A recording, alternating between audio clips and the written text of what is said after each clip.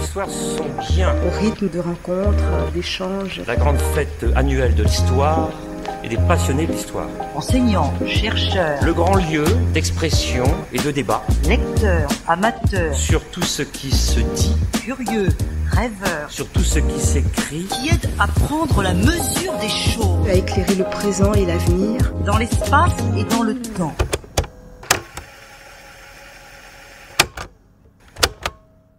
Je vais essayer de partir d'assez loin, de remonter un peu en amont, avant d'en arriver aux questions les plus actuelles, qui ne pourront pas toutes être traitées, mais qui pourront en tout cas être indiquées ou ébauchées. C'est les questions de la nouvelle révolution agroalimentaire qui est liée à la révolution biologique qui est en cours, qui est en train de se préparer, qui a déjà commencé à travers les organismes génétiquement modifiés à se dérouler sur la planète entière.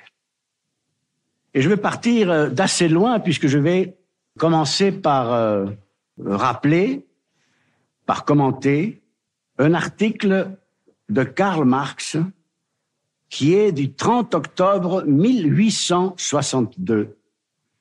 Un article publié dans un journal viennois qui s'appelle Die Presse, la presse. On sait que Marx a été un extraordinaire journaliste, qu'une bonne partie de son œuvre a consisté à faire des chroniques et des articles de journaux.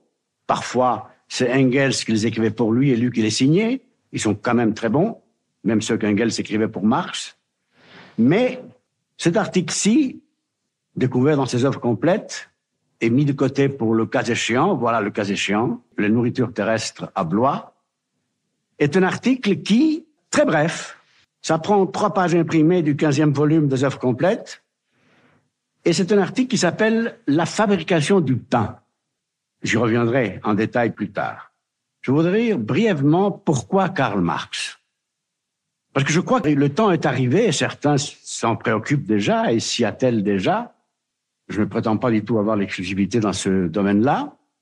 Il y a un livre assez récent de Jacques Derrida qui s'appelle « Spectre de Marx », qui est une tentative, avec laquelle je ne suis pas d'accord complètement, mais c'est une tentative de remettre un peu la pensée de Marx dans l'actualité d'aujourd'hui.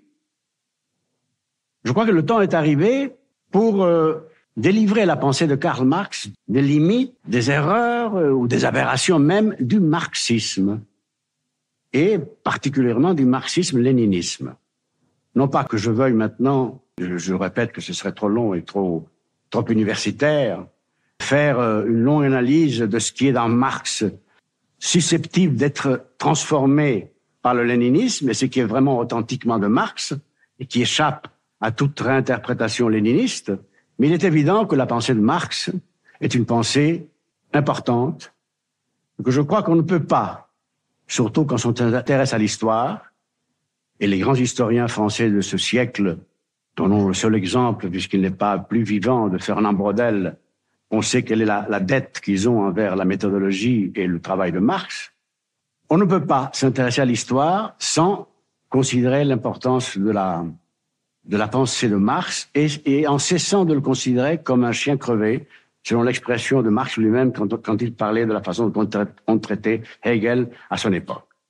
Le deuxième point important, c'est que, précisément, dans un lieu comme celui-ci, où il est question de l'histoire, je n'ai malheureusement pas pu assister à tout, mais vous avez, ceux qui avaient eu plus de possibilités, la diversité de points de vue, de tables rondes, d'analyses sur l'histoire qui a eu lieu pendant ces 2 jours à Blois. Quand on parle de l'histoire, donc, il est vraiment impossible d'oublier Marx, qui est, quand même, l'homme qui a établi dans les sciences sociales le sens de l'histoire, qui a découvert, c'est une expression de Louis Althusser, le continent histoire, qu'il a exploré d'une certaine façon, et qui a donné forme à toute une école qui, même sans se considérer marxiste, s'est inspirée de ses travaux. Le rapport à l'histoire de Marx est ambigu, bien entendu. À mon avis, personnellement, je pense qu'il est ambigu. Il est ambigu parce qu'il y a un rapport qui est scientifique, sur le long terme, sur l'histoire conçue comme sur le long terme, sur la longue durée, sur une histoire que l'école des annales a reprise, développée, ponctualisée et approfondie après Marx. Et puis, un rapport très ambigu presque apocalyptique au temps historique, dans la mesure où ce temps est engagé dans une pratique révolutionnaire. Nous voyons par exemple, et je reviendrai tout à l'heure parce que c'est une époque que j'ai choisie, contemporaine de cet article de 1862, l'époque des années 57-58 du siècle dernier, où il se relance dans l'écriture de ce livre auquel il a travaillé toute sa vie sans pouvoir le finir, qui s'appelle Le Capital. Vous verrez que là, il est capable en même temps de dire « je travaille comme un fou pour finir ma synthèse de l'économie politique avant que le système capitaliste ne s'effondre ». Nous sommes en 1857. Parce que nous allons vers le déluge et je veux finir avant.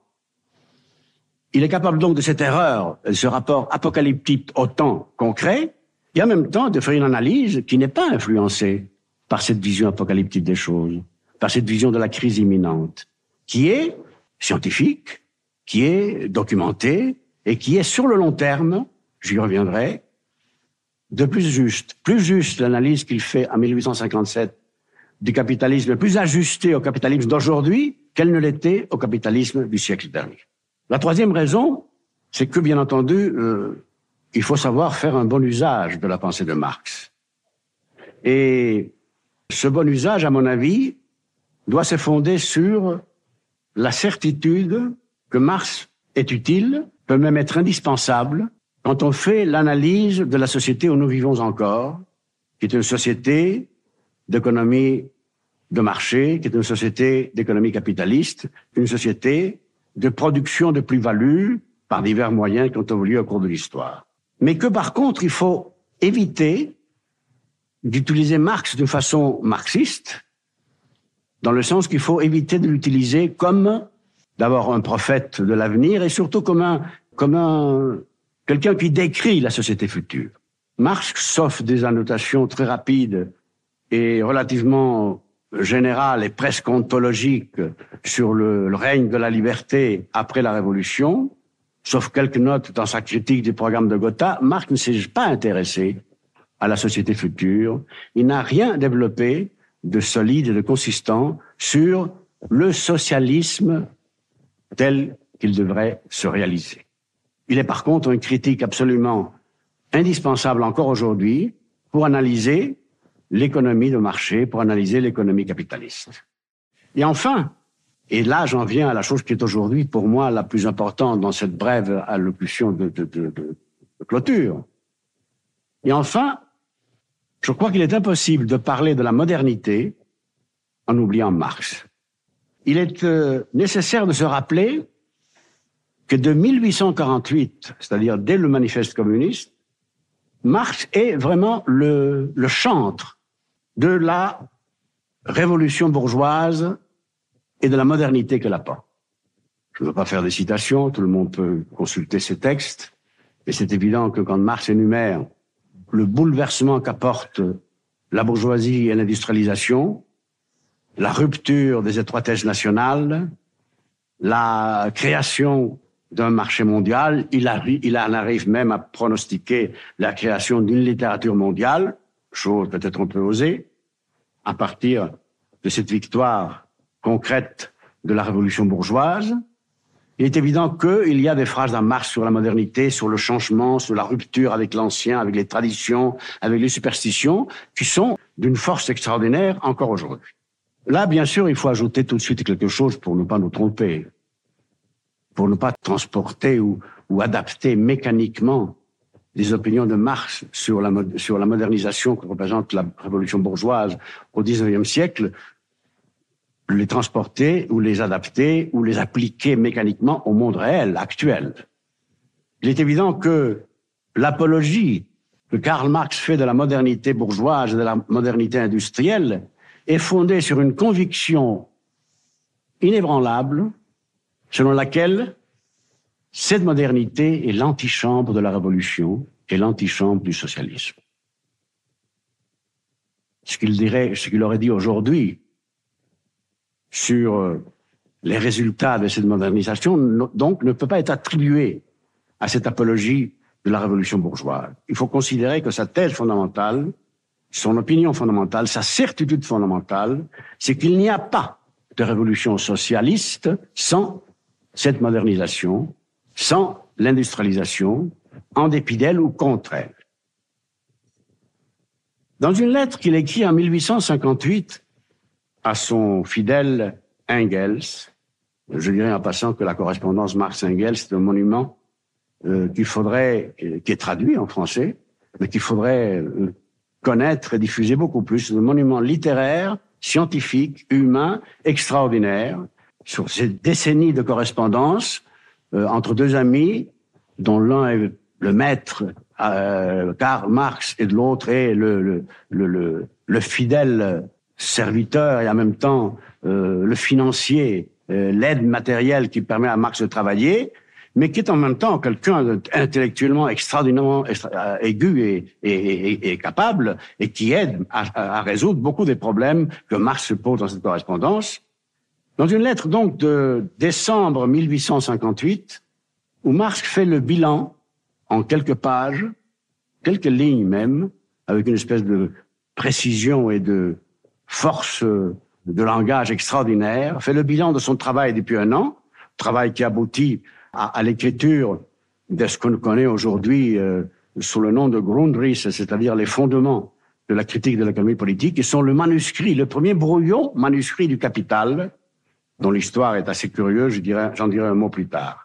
Donc il écrit « La crise est imminente » à la fin de cette lettre. La crise est imminente et elle aura, en Europe, un caractère immédiatement socialiste. La question sur laquelle il faut que nous réfléchissions, toi et moi, c'est est-ce possible que cette révolution se maintienne dans un si petit coin de l'univers comme est l'Europe, là je cite textuellement, alors que dans le reste du monde, les forces de la bourgeoisie sont encore ascendantes. Quand on voit les polémiques qu'il a eues sur le socialisme dans un seul pays, la thèse stalinienne, on se dit qu'on aurait évité beaucoup de sottises si on avait tenu davantage compte de cette opinion de Marx qui, déjà au siècle dernier, pensait qu'il était peut-être impossible que la révolution socialiste se maintienne dans ce petit coin de l'univers qui est l'Europe. Donc, en 1862, quand il écrit La fabrication du pain, et soyez tranquilles, soyez rassurés, j'y viendrai à cet article, puisque c'est quand même sur cet article qu'on peut développer quelques idées sur la situation actuelle de l'agroalimentaire et de la science et des vertiges de la science. En 1862, donc, quand il écrit cet article, Marx vient de reprendre ses travaux économiques. On le sait, vous le savez, il y pense depuis 1845. Quand on suit les lettres de Marx sur la création du Capital, on voit que la première est de 1845 et que le Capital n'a jamais été fini.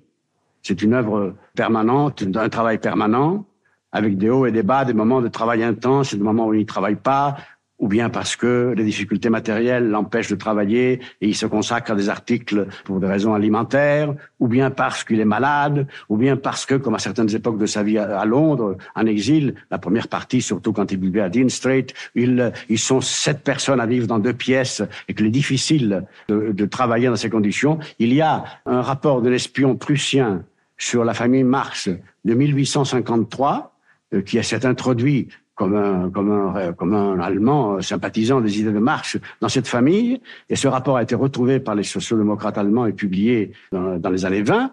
Et c'est un rapport qui est absolument extraordinaire, expliquant comment vit la famille Marx dans ces 2 pièces où il y a cette promiscuité de 6 ou 7 personnes et où il faut qu'ils travaillent au milieu des bruits des enfants, au milieu des visites des élèves. Et l'espion conclut en disant « Et cependant, Marx et sa femme reçoivent tout le monde avec une grande cordialité, proposent ce qu'ils ont à proposer, qui n'est pas grand-chose, parfois de l'eau toute simple, parfois un peu de thé.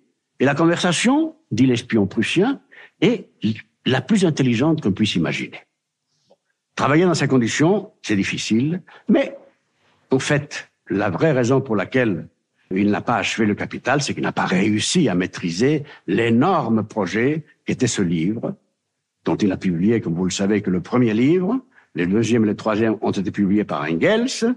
Et encore, est-ce vraiment ça que Marx aurait voulu? Et même cette publication de deux livres suivants n'est pas le Capital complet tel qu'il était conçu dans les projets très détaillés et les plans très détaillés que nous avons.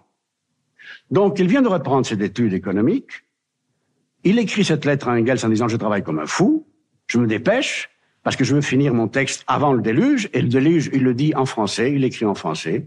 Marx avait l'habitude de truffer ses lettres d'expression non allemandes, anglaises, françaises, et là, c'est en français qu'il dit « je veux finir avant le déluge », et le déluge dans la crise imminente du système capitaliste, pour qu'au moins ça serve à quelque chose. Et dans cette lettre, où il fait, dans ses lettres, 57-58, il fait le bilan de son travail. Et ce bilan est très intéressant pour en venir au thème de la mondialisation et du marché. Parce qu'il dit, en fait, la bourgeoisie est en train de connaître, à l'époque actuelle, une deuxième renaissance. Au XVIe siècle, et là, elle est apparue dans le monde, et aujourd'hui, c'est une deuxième renaissance, une deuxième montée vers l'apogée de sa puissance. Mais j'espère et je pense que cette fois-ci, cette renaissance sera aussi le chant du cygne et le signal de sa disparition, parce que quel est le rôle historique de la bourgeoisie? C'est de créer le marché mondial, le Weltmarkt. Et parfois, quand il parle du marché mondial, on a l'impression que Marx reprend, en le transformant, le terme hegelien du Weltgeist, de l'esprit du monde. Comme si le marché mondial, le marché du monde, était l'esprit du monde qui faisait bouger les choses. Et il dit, maintenant que la Californie a été colonisée et que le commerce avec le Japon et la Chine est ouvert à l'Occident, la mondialisation, il ne dit pas ça comme ça, il dit le marché mondial est achevé et la mission historique de la bourgeoisie est accomplie, elle peut redescendre au tombeau. Intéressant de souligner ça pour une raison très simple. C'est que, aujourd'hui, peut-être pas toujours, mais très souvent, et trop souvent en tout cas, quand on lit les critiques de la mondialisation, faites par les uns ou les autres, économistes ou pamphlétaires, ou écrivains de fiction, qui s'intéressent au monde actuel, on a l'impression, indépendamment du fait qu'il peut y avoir tel ou tel aspect d'une critique qui soit juste, intéressant et positif, on a l'impression que la mondialisation vient d'arriver, que c'est un phénomène tout récent dans l'histoire du capitalisme, et que c'est un phénomène qui obéit à des causes inconnues. Parfois même, on nous laisse entendre que c'est dû à une conspiration de certaines grandes puissances économiques et financières, dans les bourses ou dans les marchés financiers, etc., etc. Et on oublie non seulement Marx, mais on oublie Brodel et Wallerstein et tous les écrivains qui ont décrit le processus de mondialisation, de création du marché mondial depuis le XVIe siècle. Et on oublie que nous sommes là, aujourd'hui, qu'au bout, à la fin de ce processus. À la fin parce qu'il aboutit à une espèce de vraie mondialisation, et à la fin parce qu'il aboutit aussi, peut-être, à son propre dépassement. Ça, c'est un point fondamental de la critique qu'on peut faire aux adversaires de la mondialisation, et qui est intéressant de souligner ici au rendez-vous de l'histoire, parce que je crois qu'un des points communs à toutes ces critiques très diverses et qui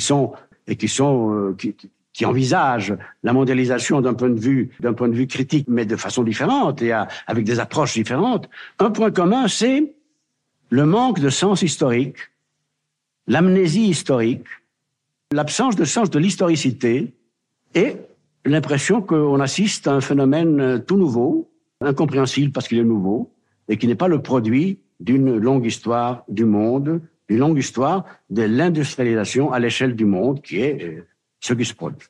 Le deuxième intérêt de cette lettre et de tous les travaux qui vont autour d'elle, c'est l'insistance sur le rôle du marché. Le hasard malheureux a voulu que Engels n'a pas pu publier la partie du Capital où, selon les plans de Marx, il allait aborder la question du marché. Pas seulement la question du marché mondial, mais le rapport avec le marché. Vous me direz que le Capital est un livre qui commence par l'analyse de la marchandise, donc d'une certaine façon des lois de l'échange, de la valeur d'usage, de la valeur d'échange, donc du marché, d'une certaine façon. Mais il n'aborde pas directement le rôle que joue le marché et la façon dont une société libérée de l'exploitation devrait aborder la question du marché. Nous sommes frustrés de ce point de vue-là, mais nous savons à peu près ce que le marché a signifié dans l'histoire de l'économie, l'histoire du monde.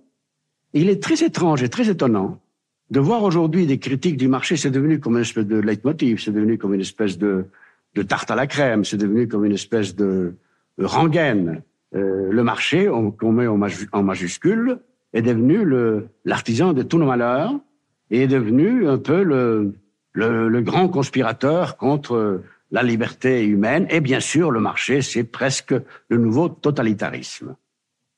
Et c'est curieux d'entendre ces critiques-là après une expérience historique qui aura dominé le XXe siècle, et qui est l'expérience de la révolution soviétique, et qui est l'expérience de la destruction du marché.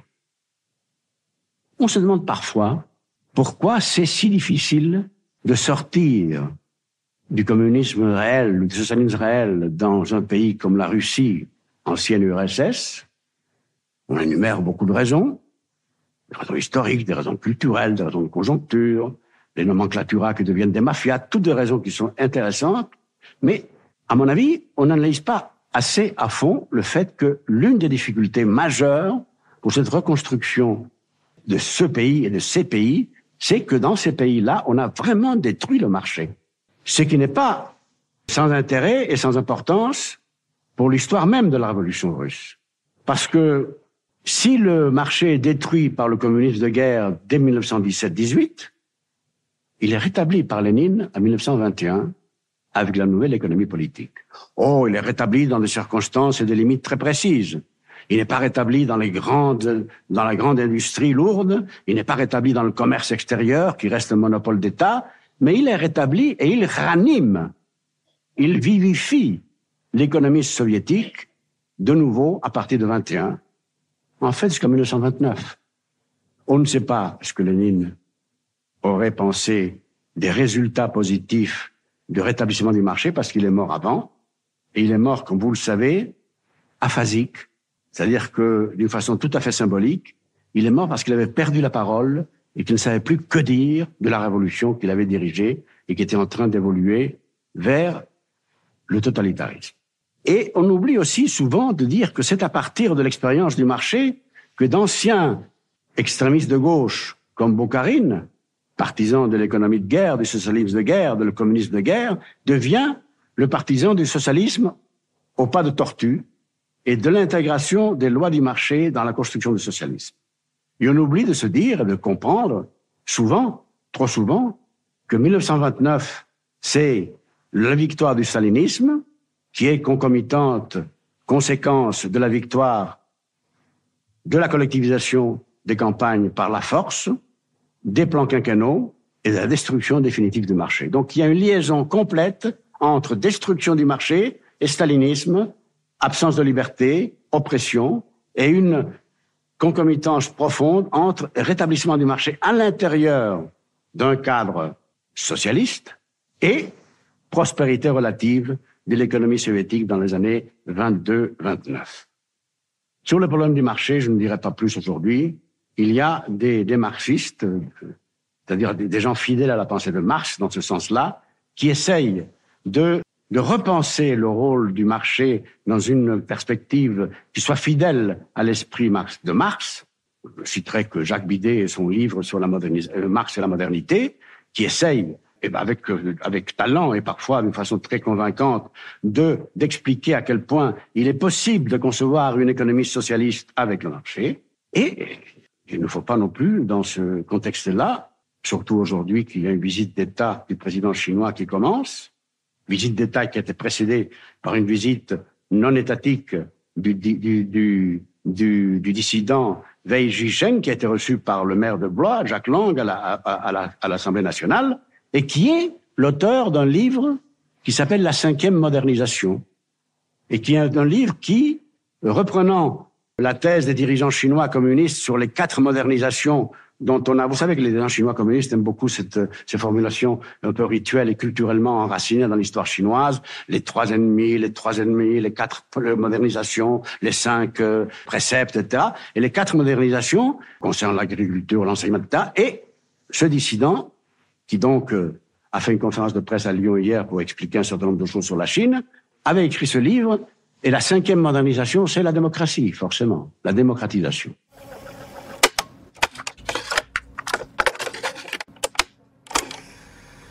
Ultralibéraux, dit-on aujourd'hui, personne ne peut se dire qu'économie de marché et liberté politique vont ensemble. C'est absolument faux. il y a des économies de marché qui ont été la base économique de dictatures. Par contre, il n'y a aucun système de liberté démocratique, d'expression, d'association, de réunion qui n'ait été fondé sur une économie qui ait supprimé le marché. Aucune. Il n'y a pas d'exception. C'est une limite absolue dans l'histoire. Aucune. Ce qui pose d'ailleurs des problèmes très intéressants sur les transitions. Vous savez, vous vous souvenez, ceux qui ont un certain âge, comme moi, se souviennent très bien, que pour les années 20 et 30 de ce siècle, à gauche et à l'extrême gauche, on pensait que ce siècle était le siècle de la transition vers le socialisme. L'expérience est plutôt décevante parce que c'est plutôt le contraire qui s'est passé. Ce siècle est plutôt le siècle des transitions, de retour du socialisme réel, totalitaire, appelons-le comme on voudra, vers l'économie de marché et le capitalisme. Ce qui est d'ailleurs un grand paradoxe de ce siècle, mais qui est comme ça. Eh bien, un phénomène qui est à première vue absolument paradoxal, et qui parfois même peut paraître scandaleux, mais qu'il faut oser regarder en face, il est plus facile de sortir par une transition, qu'elle soit conséquence d'une guerre, comme la guerre mondiale pour l'Allemagne, et d'une défaite, et d'une imposition par des pays alliés sur la vie du pays vaincu, ou qu'elle soit le produit d'une évolution pacifique, par élimination physique, biologique ou politique d'un dictateur, il est plus facile, je le répète, de passer d'un système autoritaire de type de droite, dictature militaire ou même fasciste, vers la démocratie, que de passer d'un système de socialisme réel vers la démocratie.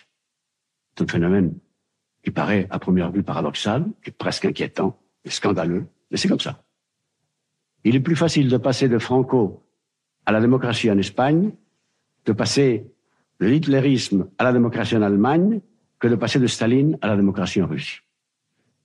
Pour une raison, pour beaucoup de raisons, mais pour une seule que je vais mentionner ici, parce que c'est dans le contexte de ce que je suis en train de dire, parce que, et c'est là la caractéristique principale de l'économie soviétique, de la révolution soviétique, souvent on s'est dit, et on discute encore, y a-t-il des différences ou pas entre le totalitarisme nazi et le totalitarisme soviétique? Peut-on les comparer? Ont-ils provoqué le même nombre de morts ou plus de morts d'un côté que de l'autre? Discussion que toute intéressante et toute digne d'être écoutée, suivie et poursuivie. Mais, à mon avis, il y a une différence considérable entre les deux systèmes sur laquelle il faut revenir. C'est que la révolution soviétique a vraiment été une révolution dans le sens d'une destruction de la classe bourgeoise, d'une destruction de l'économie de marché, d'une destruction complète du passé. D'une certaine façon, du passé faisons table rase, oui, on a fait table rase. Et que la révolution, avec, sans guillemets, chaque historien mettra ou enlèvera les guillemets, selon son point de vue sur la question, la révolution, disons, fasciste, pour simplifier, nazie ou italienne, ou franquiste, qui n'est pas du tout équivalente, qui est plutôt extrême autoritarisme militaire, dans la tradition espagnole, impériale et oppressive et obscurantiste. Cette révolution-là n'a pas détruit de la même façon l'économie, n'a pas détruit de la même façon le marché. Ils ont dominé, ils ont créé un capitalisme d'État, etc., mais ils n'ont pas. Parce qu'il y a des possibilités. En Espagne, c'est plus clair que dans d'autres pays, parce que la dictature était moins forte, et que les dernières années de ce qu'on appelle en Espagne le tardofranquisme, c'est-à-dire le franquisme tardif, ont été des années où, sous la croûte immobile des institutions fascistes ou post-fascistes, la société civile s'est reconstituée, ce qui a facilité d'une façon considérable la transition pacifique vers la démocratie. Donc, il y a énormément de questions sur lesquelles l'analyse sérieuse d'une économie de marché, de ses problèmes, de ce risque, de ses avantages, serait à refaire. Je vous dirais simplement qu'il faut être conscient, tout en gardant, je pense, tout en gardant à l'idée et à mémoire ce que je viens de dire, c'est-à-dire qu'il n'y a pas de société libre qui soit fondée sur une économie qui n'est pas le marché à sa base. même s'il y a des économies de marché qui ont supporté des dictatures. Tout en gardant cela à l'esprit, il faut bien penser et savoir que le marché est un mécanisme qui reproduit constamment, qui produit et reproduit constamment de l'inégalité, qui produit et reproduit constamment l'accumulation de pouvoir économique, qui produit et reproduit constamment le monopole. C'est-à-dire que le marché produit son contraire apparent, qui est la situation de monopole. La libre concurrence produit cette situation-là. Ça fait partie de la loi interne du marché, de produire ça, et on ne peut pas changer cette loi interne, on peut l'encadrer, la modifier, la réguler, mais on ne peut pas la changer. Ça, il faut le savoir. C'est-à-dire qu'il ne faut pas tomber dans l'idéalisation du marché dans laquelle ils tombent pas. Ils ont choisi un certain nombre de penseurs et de pratiques politiques. Il ne faut pas tomber dans l'autre diabolisation qui consiste à croire qu'on peut se passer aisément du marché. Mais il faut savoir que le marché est un monstre froid qu'il faut savoir maîtriser et réguler, que chaque journée qui passe, ou chaque mois qui passe, ou chaque année qui passe, pose les problèmes différemment, qu'on n'aura jamais trouvé une recette administrative ou politique ou économique pour cette jugulation ou cette régulation du marché, et qu'en plus, il faut savoir, dès le départ, qu'il y a des domaines de la vie, et matérielle et intellectuelle ou culturelle des sociétés, qu'il faut, d'une certaine façon, préserver du marché. Bien entendu, là, il faudrait parler de l'exception culturelle. Je ne vais pas le faire longuement, mais je rappellerai seulement que nous avons eu le plaisir, je pense que le plaisir pour lui aussi, Jacques Lang et moi, de participer, quand nous étions ministre de la Culture en France et en Espagne, à une bataille qui n'est pas finie, loin de là, qui se présente aujourd'hui sous des angles différents, une bataille contre une directive de la Commission européenne et de son commissaire Bangemann, qui était le commissaire de la concurrence. Bangemann, d'ailleurs, l'histoire est assez significative parce qu'il a quitté la Commission européenne pour devenir un haut cadre d'une société privée espagnole, la Telefónica, ce qui a provoqué un scandale et qui l'a obligé à démissionner et de sa fonction d'ancien commissaire, donc de sa pension d'ancien commissaire, et de la Telefónica, société privée espagnole, à tendance assez monopolistique.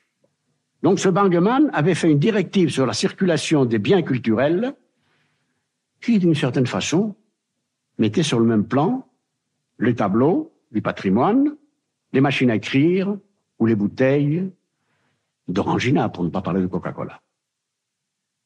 Il est évident que contre cette directive, nous nous sommes battus tous les deux et on a gagné dans une première instance pour établir l'idée que non, un tableau, un livre ne circule pas de la même façon. Un film n'échappe pas à la loi du marché. Un film est un produit du marché et c'est aussi autre chose. Et qu'il faut savoir accepter les règles du marché pour la circulation et distribution de films et savoir imposer des règles culturelles pour la fabrication, la diffusion et la créativité dans le cinéma. Donc là, il y a en effet, la question du marché se pose de cette façon-là, à mon avis. Bien, et enfin, il est temps, je reviens sur l'article de Marx, la fabrication du pain. L'article de Marx, je vous disais, il est très court, il a 3 pages imprimées. Et il est, comme souvent, fondé sur des faits précis. Et Marx commence par dire la question qui est à l'ordre du jour à Londres aujourd'hui, il écrit pour un journal viennois et donc un peu comme un correspondant à Londres de ce journal viennois, il se fonde donc sur l'actualité londonienne. Il dit la question qui est à l'ordre du jour aujourd'hui à Londres n'est pas Garibaldi, n'est pas la guerre civile américaine, n'est pas la révolution en Grèce, événements qui sont de cette époque-là, octobre 1863. La question fondamentale aujourd'hui, c'est la question de la fabrication du pain. Et pourquoi? Parce que une commission d'enquête parlementaire a été établie par les communes à Londres, le Parlement, après une série de plaintes d'ouvriers boulangers sur les conditions de travail des ouvriers de la boulangerie à Londres. Et cette commission d'enquête vient de publier son rapport qui est absolument catastrophique. Et l'enquête parlementaire établit d'abord, très en détail, la misère des travailleurs boulangers à Londres, et ensuite, avec des détails, il serait cocasse de pouvoir vous le lire, même cet article très court, mais enfin ce n'est pas non plus le propos aujourd'hui, des détails très précis sur le manque d'hygiène, la saleté de la production de pain dans ces boulangeries. Et Marx dit, heureusement qu'arrive le moment de l'industrialisation. L'industrialisation qui provoque et qui exige la production en masse pour le commerce et le marché, et non pas seulement pour la consommation privée. Et qui se développe, progresse des matières premières et des produits semi-finis vers la conquête de la production des produits finis pour la consommation immédiate.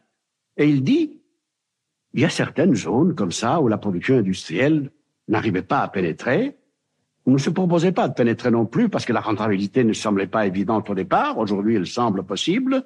Et ce sont ceux où reste la tradition artisanale que nous avons héritée, qui parfois remonte, il dit, aux origines médiévales. Et il dit, la boulangerie est la fabrication de pain est l'une de ces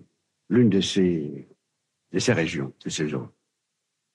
Donc l'article de Marx est basé sur deux éléments principaux qui font toujours partie de son argumentation tout au long de sa vie. L'un, dénoncer la misère des travailleurs dans telle ou telle branche, là, dans la boulangerie artisanale, et de façon concomitante, la saleté, le manque d'hygiène, la façon ignoble dont se prépare le pain, surtout dans les boulangeries qui sont destinées aux classes travailleuses dans les quartiers pauvres, qui ne peuvent pas se permettre, comme dans certains autres quartiers, dit-il, de faire leur pain artisanal, mais selon les méthodes traditionnelles, à l'ancienne, qui sont des méthodes élitistes.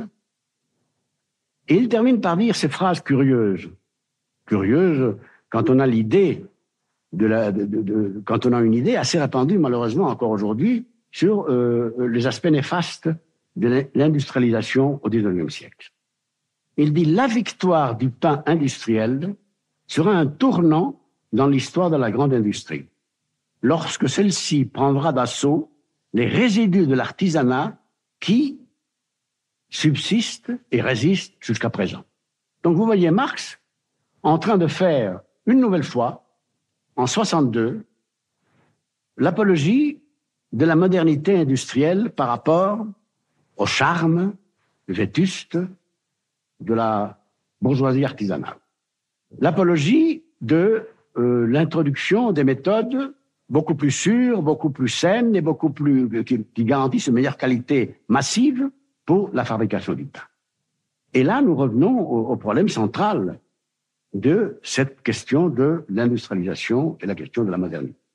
Il y a aujourd'hui, lié à cette critique de la mondialisation, lié à la critique du marché, et je répète une fois de plus pour qu'on ne se trompe pas dans ce que je dis là, il est évident que dans ces critiques, il y a certains aspects, certaines notations qui sont justes et qui sont même d'une justesse évidente sur des injustices, des inégalités et sur la loi du profit, bien entendu. Mais sur le fond, disons philosophique pour simplifier, sur le fond, elles sont archaïques. Il y a au fond un refus qui est un refus traditionnel et qui revient à chaque tournant, à chaque nouvelle étape de la révolution industrielle, un refus anti-industriel qui a des origines très diverses. Certains d'une façon expresse, se réclament de la tradition anti-industrielle des canuts ou des destructeurs des machines du XIXe siècle, ou d'une tradition anti-industrielle dans certains mouvements paysans, etc., etc. D'autres, dans les milieux plus intellectuels, se rattachent d'une façon plus ou moins directe à ce courant philosophique heideggerien qui est la critique de la technique, la critique de la raison instrumentale et la critique du monde moderne comme monde de la technique et de la raison instrumentale. Il y a toute une série de nuances dans ces questions-là. Et tout ça est lié avec un mythe qui revient à la première page, qui revient à la première ligne, qui revient dans l'intérêt de nos discussions, et qui est le mythe de la vie d'avant. La vie d'avant, c'est la vie d'avant la télévision. La vie d'avant, c'est la vie de petits villages où il n'y a pas de ceci ou de cela. La vie d'avant, c'est la vie de la boutique où il n'y a pas de supermarché. La vie d'avant, c'est le regret d'un certain archaïsme. Et je crois que personne n'a formulé de façon meilleure et plus cynique en même temps la nostalgie de la vie d'avant que Talleyrand, quand il a dit « Ceux qui n'ont pas connu la vie avant la Révolution ne savent pas ce qu'est la douceur de vivre. » Bien sûr. Dans les classes privilégiées, ceux qui n'ont pas connu la vie avant la Révolution ne savent pas ce que c'est que la douceur de vivre. La vie d'avant, dont on nous parle, c'est la vie des paysans du XVIIIe et XIXe siècle, sur lesquels il y a des documents sans fin. C'est la vie des ouvriers en grève, sur lesquels, par exemple, Michel Perrault, qui assistait à ces journées de Blois, a fait des travaux sur les grèves du XIXe siècle splendides. La vie d'avant, c'est la vie des ouvriers boulangers que dénonce l'enquête parlementaire et sur lesquels Marx s'appuie pour montrer à quel point l'industrialisation de la fabrication du pain est un progrès par rapport à ces conditions infâmes de la vie d'avant. Mais il est évident qu'aujourd'hui, nous sommes à une période cruciale. Et je voudrais terminer par là, en m'excusant de nouveau d'avoir peut-être énuméré beaucoup de thèmes sans avoir approfondi assez aucun. Mais c'est un peu le pari de ce genre de propos, et dans la limite du temps, c'est de pointer des problèmes plutôt que de les résoudre, dans la mesure où on peut les résoudre, ou en tout cas, moi, je serais capable de les résoudre. Nous sommes dans une situation particulièrement aiguë, contradictoire, complexe, où les idées les plus fausses et les idées les plus intéressantes circulent, parce que nous sommes vraiment au seuil d'une nouvelle révolution.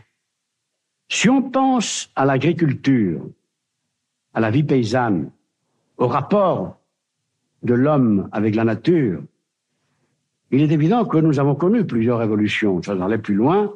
Il y a 10 000 ans déjà, la révolution néolithique qui consiste à passer de la cueillette, de la pêche et la chasse à l'agriculture sédentaire est une révolution aux conséquences incalculables.